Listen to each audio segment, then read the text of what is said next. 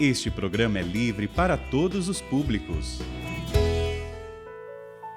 O Senhor esteja convosco. Ele está no meio de nós. Proclamação do Evangelho de Jesus Cristo, segundo João. Glória a vós, Senhor. Naquele tempo, disse Jesus aos seus discípulos: Tenho ainda muitas coisas a dizer-vos, mas não sois capazes de as compreender agora. Quando, porém, vier o Espírito da verdade, ele vos conduzirá à plena verdade, pois ele não falará por si mesmo, mas dirá tudo o que tiver ouvido, e até as coisas futuras vos anunciará. Ele me glorificará, porque receberá do que é meu e vô-lo anunciará. Tudo o que o Pai possui é meu.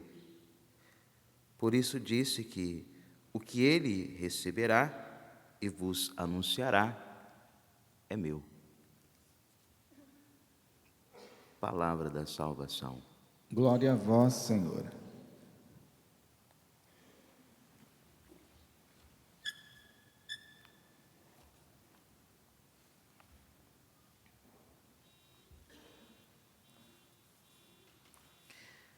Meus queridos irmãos e minhas queridas irmãs, o nosso coração foi conduzido hoje ao Areópago,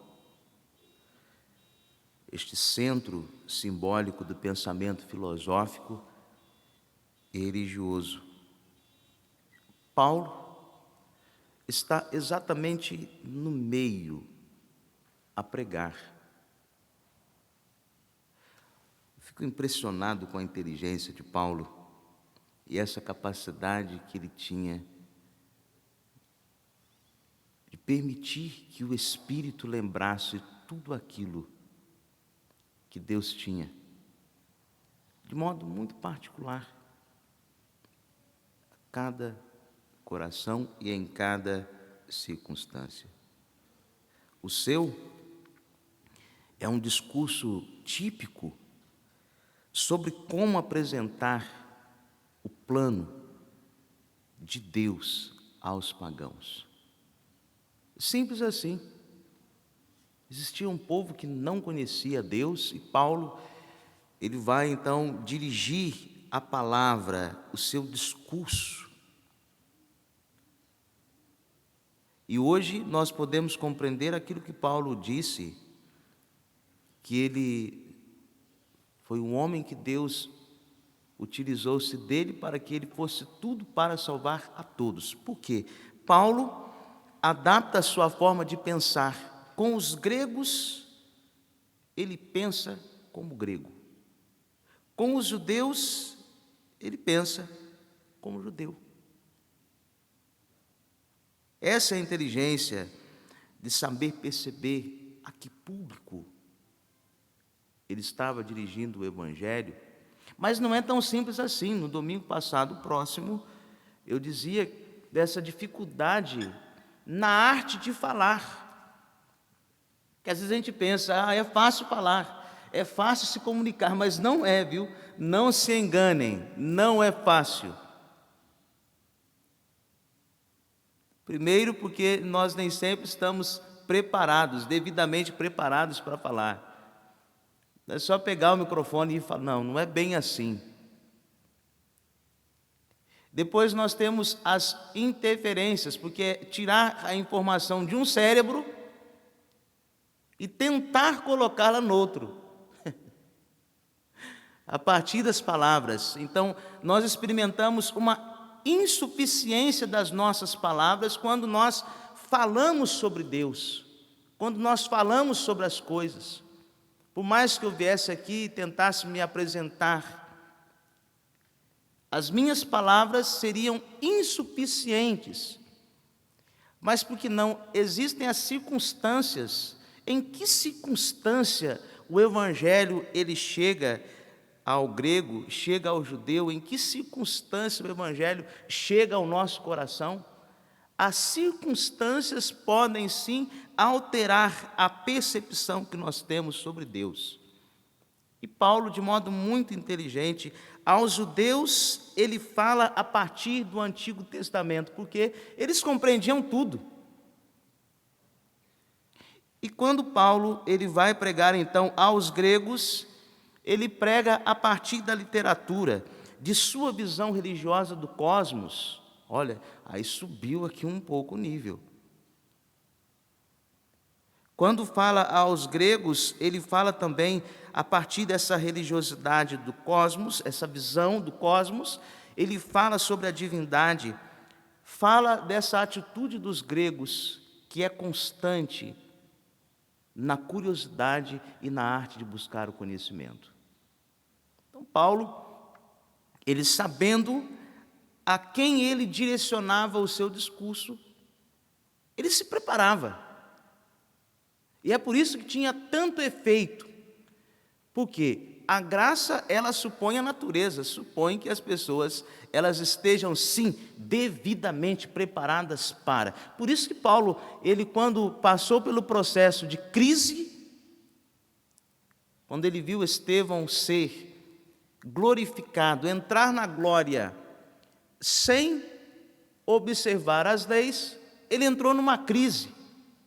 E foi exatamente essa crise de Paulo que o colocou no mistério silencioso. E quando Paulo começa então a pregar, o silêncio deu força à palavra vivida interiormente. Não sei se isso está tão claro para vocês. Paulo era tão inteligente a ponto de perceber que o povo queria saber mais. Olha o que está na leitura. Versículo 27 da primeira leitura que nós ouvimos. Assim fez para que buscassem a Deus e para ver se o descobririam, ainda que a apalpadelas. E Paulo estava certo de que Deus não está longe de cada um de nós, pois nele vivemos, nos movemos e existimos. Como disseram alguns dentre vossos poetas, e aí ele cita o poeta, somos da raça do próprio Deus. Olha que discurso. Em Deus nós vivemos, nos movemos e existimos. Isso é filosofia. E essa clareza de princípio fez de Paulo este grande homem. Por quê? Ele prega a todos a partir do mundo de valores de seus ouvintes. E é a partir dos valores dos ouvintes que ele vai construir o quê? Cristo crucificado, ressuscitado. Não há outra pregação. Não há outra. Se fugir do Cristo crucificado, ressuscitado, foge. Corre que é macumba. Só isso que Paulo fazia. Então ele capta a atenção dos ouvintes. Ao mencionar o altar ao Deus desconhecido, a estes vocês não conhecem, como que desafiando a consciência daqueles homens, a este Deus do altar desconhecido, vocês não conhecem, é sobre ele que eu vim falar. Aí Paulo começa a falar a partir da sua inteligência, a partir daquilo que Deus realizou. Ele começa lá na criação.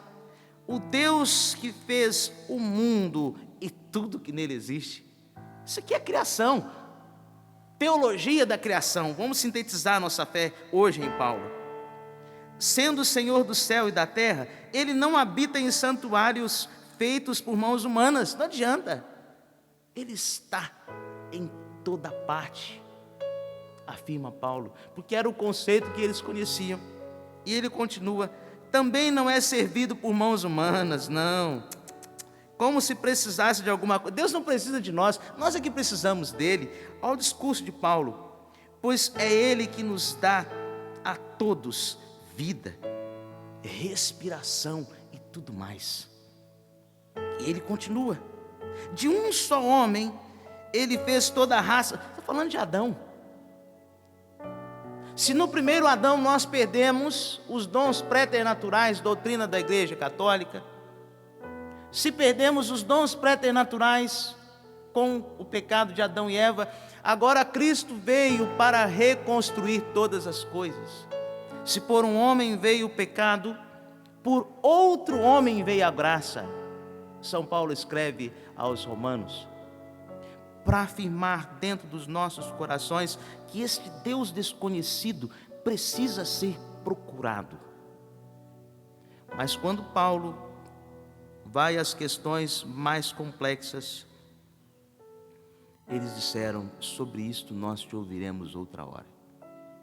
O risco de sairmos frustrados da nossa evangelização. Estava indo tão bem. Sobre isso te ouvirei outra hora. Aí faço então uma pergunta: como anunciar o Evangelho? Como anunciar Cristo hoje? Salmo que nós ouvimos. Como anunciar Cristo aos jovens? A nossa linguagem está sempre... A sensação que eu tenho é que, me perdoe, pode ser uma visão equivocada, mas a sensação de que a nossa linguagem é sempre insuficiente para os jovens. Basta olhar as nossas igrejas. Onde estão os jovens? Mas como anunciar o Evangelho às moças e aos rapazes, aos anciãos e às crianças, aos extremos? Porque as nossas crianças, elas não sentem o desejo de vir mais para a igreja. Criança não entende política, não adianta o padre na missa ficar falando de política, não adianta. Criança não entende.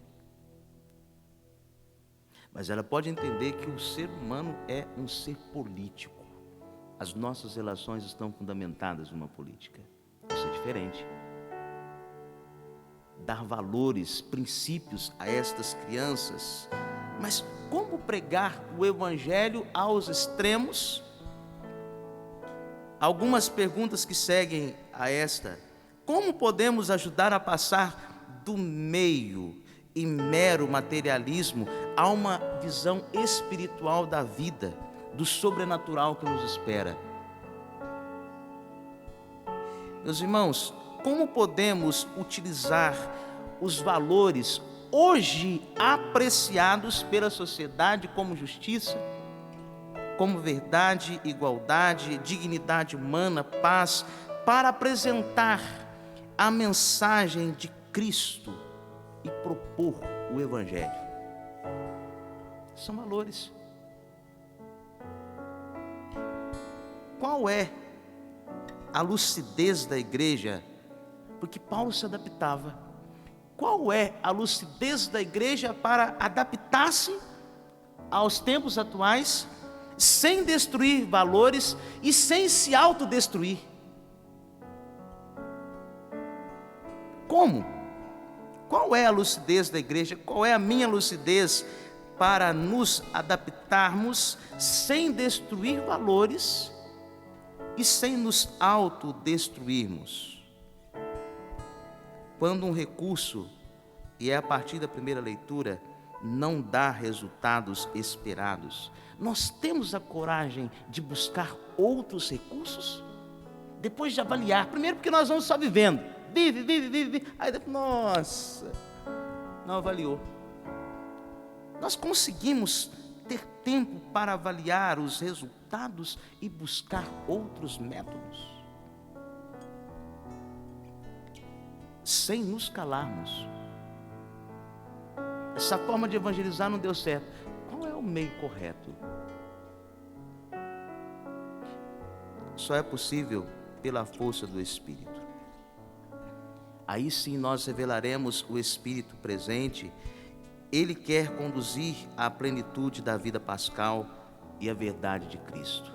E depois de termos feito tudo, vamos dizer: somos apenas servos inúteis. Não fizemos nada mais do que aquilo que deveríamos fazer.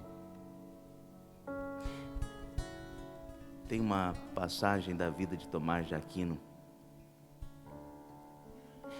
que o sacristão percebe Tomás de Aquino conversando com o crucificado. E aí o crucificado diz a Tomás: Tomás, tens falado muito bem sobre mim. Qual será a tua recompensa? Não vou dar a resposta. Testemunhas da Esperança, do cardeal Vantuan. Lá ele diz que um pregador muito conhecido recebeu um anjo em visão. E o anjo disse assim: parabéns pelas suas homilias. Obrigado. És capaz? Obrigado novamente. Mas sabe que lá quando você pregava tinha um senhorzinho, todas as vezes que você fazia homilia? Sim, eu conheci. Ele não estava na igreja para ouvi-lo. Ele estava ali para rezar por você enquanto você pregava.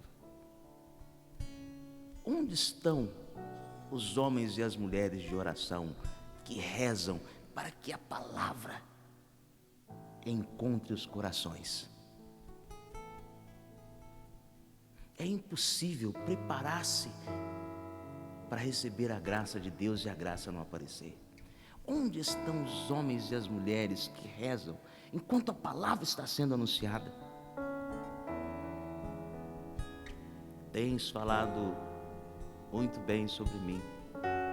Qual será a tua recompensa?